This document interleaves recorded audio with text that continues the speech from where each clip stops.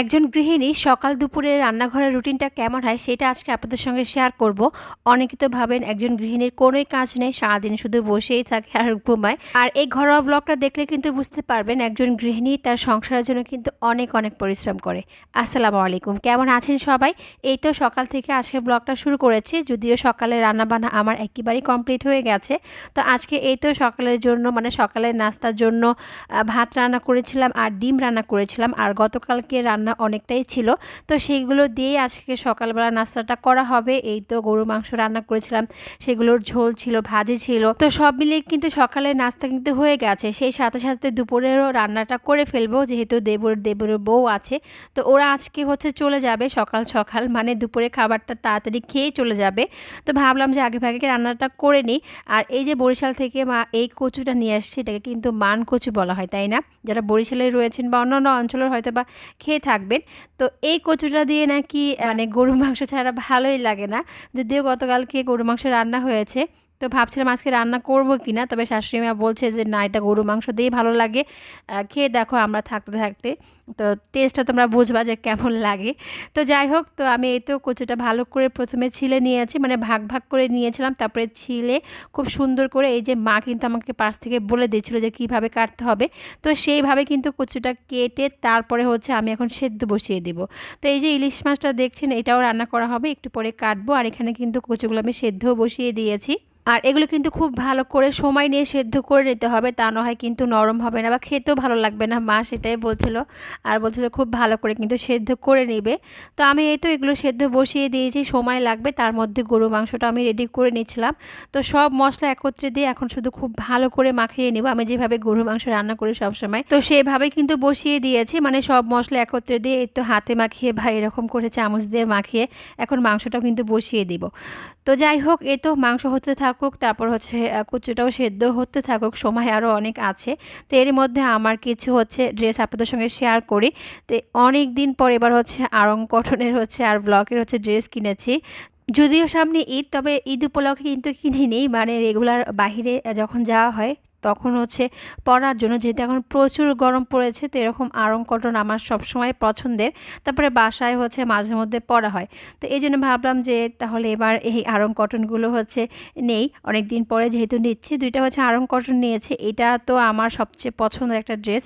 কয়েক মাস আগেও যখন আমি আড়ং কটনের ড্রেস কিনেছিলাম, তো সেখান থেকে আমার যাকে কিন্তু আমি সেম এরকম একটা ড্রেস দিয়েছি, তো আমার কাছে ভীষণ পছন্দ হয়েছিল, তখন ভেবেছি আরেকটা কিনবো, তখন আর কেনা হয়নি। এবার যখন আবার আমি এই ধরনের ড্রেসগুলো কিনলাম, তো ভাবলাম যে এখন আমি এই ড্রেসটা কিনে ফেলি, আর একেবারে হচ্ছে সময় নষ্ট করিনি। তো যাই হোক, ব্ল্যাক কালারের হচ্ছে আপনাদেরকে আরেকটা ড্রেস দেখাই। এই ড্রেসটা দেখলে তো আপনাদের মাথাটা একেবারে নষ্ট হয়ে যাবে, এত এত সুন্দর, যারা হচ্ছে ব্ল্যাক কালার ড্রেস বা ব্ল্যাক কালারটা পছন্দও করেন। কারণ যখন আমার 2-3টা ড্রেস কেনা হয়, তার মধ্যে তো একটা কালো কালার ড্রেস থাকবে, তার উপর যদি এরকম সুন্দর ড্রেস হয় তাহলে না কিনে উপায় আছে বলেন তো? এছাড়া এই ড্রেসটা কিন্তু একেবারেই আনকমন, তাই না? আপনারা কিন্তু দেখেই বুঝতে পারছেন। প্রথমে আমার চোখে এই ড্রেসটাই পড়েছে তাদের পেজে, তো এই জন্য আমি অর্ডার করেছিলাম এই ড্রেসটা। তারপরে আরও 2টা নিয়েছি, যখন নিব একবারে 2টাই নিই, মানে 3টাই নিয়ে একবারে বানাতে দিলে আর কোনো ঝামেলা থাকে না। সামনে যেহেতু ঈদ, আর ওই যে বললাম ঈদের জন্য আমি কিনে নেই, রেগুলার ব্যবহারের জন্য হচ্ছে কেনা হয়েছে। যদিও বাড়িতে যাওয়া হবে, মানে এবার নিজেদের বাড়িতে যাব না বা বাপের বাড়িতে যাব না, শ্বশুর বাড়িতে যাব না, এখানে ঈদ করব, সেটাই হচ্ছে ভাবনা চিন্তার মধ্যে আছি। আর এটা ছিল ব্লক প্রিন্টের মধ্যে, এই ড্রেসটা খুব সুন্দর, এটাও তাদের পেজে মোস্ট ডিমান্ডিং এবং অনেক সেল হয়েছে নাকি। তো হাতে পাওয়ার পর একেবারে মন শান্তি, যেরকমটা দেখেছিলাম বা যেরকমটা অর্ডার করেছিলাম সেরকমটাই পেয়েছি। আর তাদের পেজে এই ব্লক প্রিন্টের অনেক অনেক ড্রেস রয়েছে, অনেক কালারের, তবে আমার কাছে এই কালারটাই কেন যেন খুব ভালো লাগলো। তো এটা হচ্ছে ওড়না। আর আমি সবসময় দেখা যায় যে যখন এই ড্রেস কিনে এরকম ড্রেসগুলো এই জন্যই কেনা হয়, কারণ এই ধরনের মানে ড্রেসের ওড়নাগুলো খুব চওড়া এবং বড় হয়ে থাকে। তো যাই হোক, যে পেজ থেকে আমি এই ড্রেসগুলো কিনেছি চাইলে কিন্তু আপনারাও নিতে পারেন, সেই পেজের নামটা কমেন্টস এবং ডেসক্রিপশন বক্সে কিন্তু দিয়ে দিব। এই যে রাইসের বাবা দেখেন আবারও কিছু বাজার নিয়ে আসছে, এরকম করে মানে রান্না বান্নার মাঝখানে কিছু না কিছু সে বাজার নিয়ে আসবে যদি সে বাসায় থাকে। আর হ্যাঁ, এই ব্লগটা কিন্তু আমার হচ্ছে কয়েকদিন আগের, আজকালকার না, মানে গত সপ্তাহ ছিল। আমার মেয়ে যেহেতু অনেক অনেক অসুস্থ ছিল, তো সেই জন্য আমি ব্লগগুলো হচ্ছে দিতে পারিনি। তো এই ব্লগগুলো আমার প্রায় 3-4 দিন আগের ব্লগ ছিল, তো আপনারা কেউ ভেবে বসবেন না যে আজকেরই ব্লগ, আবার শুক্রবারে কালকে রান্না বান্না করলে বলবেন যে কালকে এত কিছু রান্না করলেন আবার আজকে এত কিছু রান্না। কারণ অনেকে আসলে না বুঝে বা না জেনে অনেক অনেক কমেন্ট করে থাকেন, সেই জন্যই বললাম। আর মেয়ে অসুস্থ থাকার পরে মানে সেভাবে কোনো রান্নাবান্নাই করিনি, যখন আব্বু আম্মু আসছে তখনই কিছুটা রান্নাবান্না করেছে আর কি। তো যাই হোক, আমি এখন দেখেন এখানে কিন্তু যে কচুগুলো সেদ্ধ করেছিলাম মান কচুটা, সেটাকে কিন্তু আমি দিয়ে দিয়েছি। দিয়ে আলু যেরকম আর কি মাংসের মধ্যে দিয়ে খুব ভালো করে কষিয়ে নেয়, সেমভাবেই কিন্তু কষিয়ে নিয়েছি।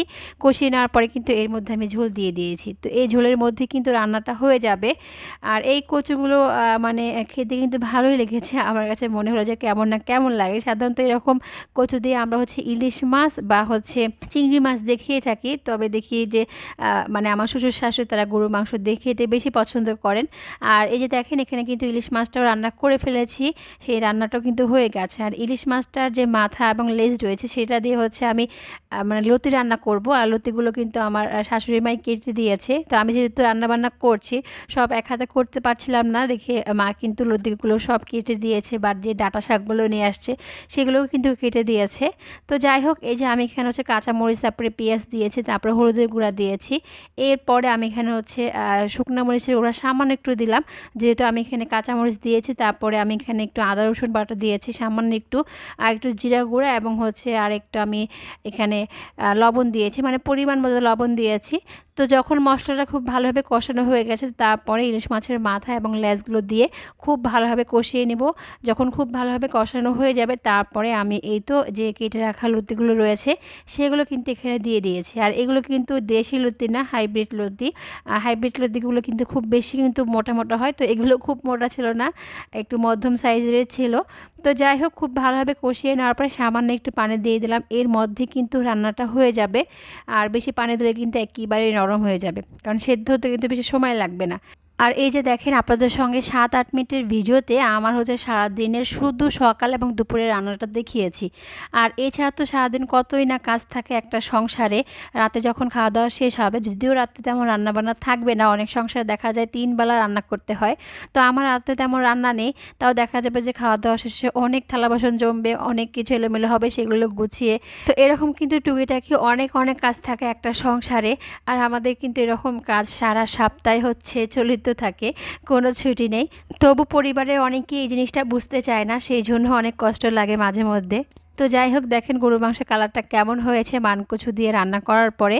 তো এখন এই তো প্রথমেই খাওয়া দাওয়া করছে হচ্ছে দেবর আর দেবরের বউ, তারা খেয়ে এখন চলে যাবে।